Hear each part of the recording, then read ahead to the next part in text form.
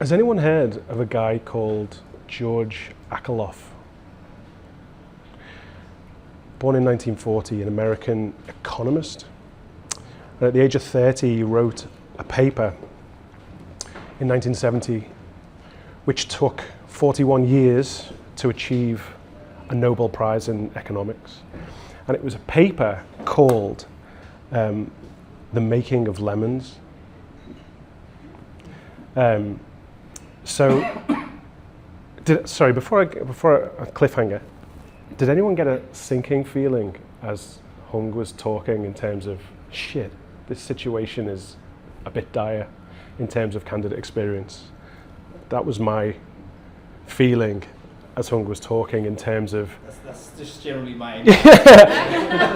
Candidate experience is getting harder and things aren't working quite as we found. So I'm the bearer of worse news. The situation is worse than we thought. Okay. The making of lemons. So what George Akerlof discovered was the lemon industry. Fascinating. You had mass-produced lemons. You're dying to know where I'm going with this, aren't you? Look at her face as a picture. You've got mass-produced lemons, and they are priced quite low, and they are just average lemons. However, there's a small segment of organic, independent lemon producers. Now, these lemons are far superior to our average scaled lemons industry. More vitamin C, more vitamins and minerals, less pesticides, phenomenal lemons, and they are priced accordingly. But what George discovered was when it comes to the average person buying lemons, they couldn't tell the difference between that lemon and that lemon. So the whole market tended to just buy average lemons. Now, the net result of this, from an economic perspective, was the guys putting the effort and time into producing far superior lemons basically stopped. They stopped putting the effort in, they stopped bothering. Nobody appreciated their extra effort and the superior end product. Now, George Akerlof also then went on to apply that to the used car industry and proved that the mean average, again, people were just buying average used cars. What's happening today with the ease of apply and being able to quickly produce what looks like a great lemon, the perfect CV to match a role, means that you're getting more applicants from the average candidates. The downside is, for the superior candidate with the skills and talent and the capability that every organization wants, the rising stars or the elite candidate, they don't have a distinct opportunity to demonstrate their superiority through your current frictionless process, so they've stopped applying. Which means instead of getting 100 applicants peppered with, say, 15 or 20 stars in there, you're now getting 1,000 applicants, but the averages aren't the same. You're not getting the 10 to 15 scaling up to 100 to 150 stars, and you now have the nightmare of filtering out to get to the great candidates. What it means is you're getting only more average candidates. So by coming up with techniques and technology and great process and more efficient ways to screen these applicants, doesn't mean you're going to effectively get to the great candidates in a more efficient, effective way by using AI, because they're not in there. They are somewhere else. Your great candidates are no longer applying on Indeed and other job boards and responding to programmatic and all the rest of it, because when they see a homogenized process and a super easy way to apply in an environment where everybody can look ideal for that role, they're simply not applying. Now, The good news is there is data to show that these people are searching you out directly on your career site, or something that is a domain where the story is more authentic and you get to the source of truth. However, if you then also have a frictionless process and make it super easy for everybody to apply, and you only showcase the strengths, benefits, and opportunities of your organization, and literally just tell everybody why it's amazing to work there, they are also less inclined to apply. So friction is not our friend. Friction by design is something that needs to be within all of our employer brand and the candidate experience. So that means a couple of things. The first thing is NPS is no longer the big boss in town. Remember candidate experience for the last 15 years? That's how we measure candidate experience. How happy is the candidate?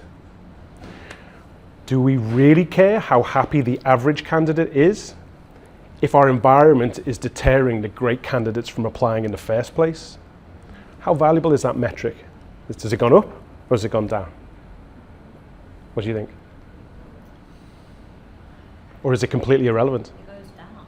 It goes down. It means we probably need to start measuring something else, like the percentage of valued applicants, for example.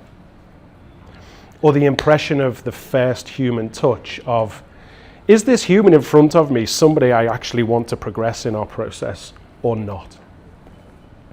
So we need to think about that. Now, for a number of years, if anyone ever has read anything I've written or heard me talk, you'll be bored of me talking about the idea of an employer brand needing a give and a get. Not just talking about the strengths, benefits, and opportunities you offer as an employer, but the harsh realities, the adversities, and the challenges that you might find on the other side of a candidate experience. Setting expectations of what it's really like to work inside your organization, because that's what the candidate wants to know. But now, in all this doom and gloom, and I did start with doom and gloom, there is an opportunity. Because if you're now that organization that presents some welcome friction to those excellent candidates and gives them an opportunity, a platform, a place to showcase their superiority and prove to you that they are an excellent candidate that would be a value add to your organization, they will be more inclined to apply and show off their superiority and their point of difference. And they'll value and appreciate the platform to do so if they can see it clearly. So the first thing is, what friction by design could you ask of your candidates to make them feel good about their experience, their passion, what they're proud of, why they're different and superior to everybody else? Everybody loves talking about themselves, don't they? What are we doing to solicit that information from somebody? A little aside, how many of you have got a best friend that you tell everything to? Probably more than your partner. How many of you? It's always, usually, no offense, it's usually the women that say that, like you know. And, you know, it's the type of person that would take a bullet for you, but they are probably the reason you're being shot at in the first place, right? Now, why do we feel confident enough to share our secrets with that best mate? It's not just Pinot Grigio, it's something else. Trust is definitely in there. Trust is definitely in there, it's a big one. It's probably the end point, actually. But they probably confide in you because at some point you've confided in them. So doesn't it make sense to take that little bit of human psychology and think about how are we making our employer brand and our career site a safe space to share our vulnerabilities, our failures, the things that didn't go right, but the things that helped us build character and made us a unique candidate that you need to speak to? Shouldn't we start that conversation? Shouldn't we showcase a gap for great candidates to step into so now they can imagine themselves making a difference, adding value to an organization that does have imperfections and goals that are not yet reached, jobs that are not yet done, challenges that are not yet solved for? That's the type of candidate that you want to take a step forward and lean into your organization, right? Now, that takes effort. It takes an idea of truth-telling, vulnerability, storytelling that doesn't make your organization the hero that's impenetrable and difficult to improve upon, right? So, what are your harsh realities, the adversities and challenges that they can step up to or imagine themselves being challenged by, and then making a really important decision? And this is the next thing that we've got to accept. That's big difference in candidate experience today. If they go to your career site and it is an element of psychological safety and they embrace the authenticity and they believe the stories that you're telling, and it is clearly setting their expectations, and then they decide to walk away because it's not the right challenge for them, is that a win or is it a fail? It's a win. Now, if you had said that 5, 8, 10 years ago, what? We don't want our conversion rate to be as high as possible? You'd be laughed out of the room. The world has changed. Your recruiter and your hiring manager does not need more applications. They need more of the right applications. So this is the bit where employer brand is leveraged in a really intelligent way, aligned with business priorities for the right reason, in the name of not skills, not talent, but capability. Because your CEO doesn't want talent, they want what talent can produce. They want capability that gives them the results, that puts the share price up, that gives that CEO a big bonus. That's what's happening. So we have a huge opportunity to use employer brand as a sword we wield that's very sharp, that can increase the average percentage of valued applicants, but only if we understand the culture required to win. So is it more resilience and grit and determination and staying power, learning agility? Like, what type of capability and character does a great candidate require over and above skills? And how do we talk about them in a safe space that encourages people to apply for the right reasons and repels the candidates that we don't want your application? Yes, you can produce a fantastic cover letter, an amazing CV that magically mirrors everything we've asked for in the job description, but we don't want that. We have to be smarter than that. And yes, there's technology, and Jim will probably talk about that, and that's what we're in the business of. But employer brand strategy has never been more important, and I think that's an exciting time to be in the space. That's the first thing. Giving great candidates the opportunity to feel good about themselves and find a place where they're going to be ideally matched and really feel a sense of purpose, impact, and belonging, because that's what we're all looking for. That's number 2. And number 3, the storytelling of your organization from the macro level of why you exist to the how it feels on a shitty, rainy Monday in that job is an opportunity to build authenticity and align with the existing priorities of the organization.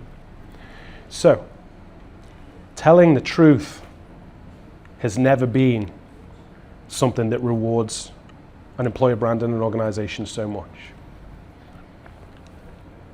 That sounds like I'm preaching the gospel. Unfortunately, telling the truth isn't enough. You've got to know how to sell it. You need to understand your audience.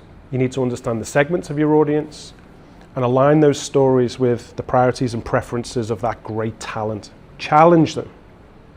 Let them imagine leaning into a challenge where they've got that feeling in this pit of the stomach where they don't know if they have what it takes to thrive, but then reassure them, don't worry.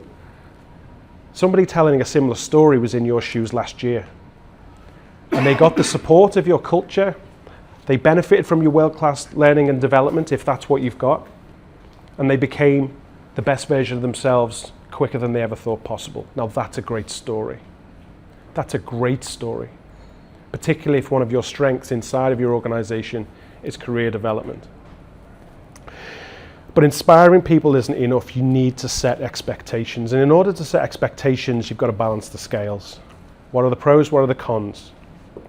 What's the honesty about this? Because I tell you what, if you're not doing that on your career site, someone is, to the extreme, on Glassdoor, where you can't control the narrative and explain the context around that person who is probably not ideally matched for your culture in the first place. That's a symptom of not doing what we've talked about through the candidate experience. So those are just some things that I want you to think about, and then hopefully that frames what friction by design is all about.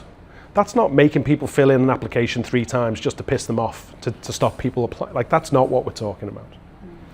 We're talking about what fiery hoops can we ask people to jump through that they will do willingly if it means that they are qualified themselves and they're learning more about your organization as they go, such that only the people with that amount of endurance and desire get through the other side and submit a highly qualified application to a recruitment manager and a hiring manager that are welcoming the next step of meeting them face to face or whatever that is. Isn't that what we're trying to achieve? We can do it with technology, but you can also do it by understanding how to leverage your employer brand for true capability and how to tell true stories that are going to be welcomed by your audience, so it is a win-win. That's the name of the game. And candidate experience is no longer measured by NPS, because it's no longer managed by just your employer brand. Now your TA leader, now your CHRO is interested in how can we pull all the levers we can to stop our organization being overwhelmed such that we end up with average candidates anyway, and our attrition, by the way, is still in the toilet because people haven't had their expectations set properly and they're leaving after 100 days. Meanwhile, the small agile startup who's being honest about what it's really like and takes the time to meet great candidates face to face, things that you can't scale particularly, are winning all the top tier talent. Because it's easier to do that in smaller, more agile organizations. It is possible to do this in any size organization, and we've proved it by the right use of technology, but also not missing the fundamentals of strategy, communications, and friction by design. So that's essentially the message I wanted to frame the session with. And hopefully that's given you a few things to think about that don't all cost the earth. You can go back and implement some of those things tomorrow. Get some great, truthful stories out of your employees. Give them license to tell what it's like on the worst day, not just the best day. Because the more you can set the expectations of your candidates, the better candidates you will get. Make sense? All right, that's it. Thanks so much.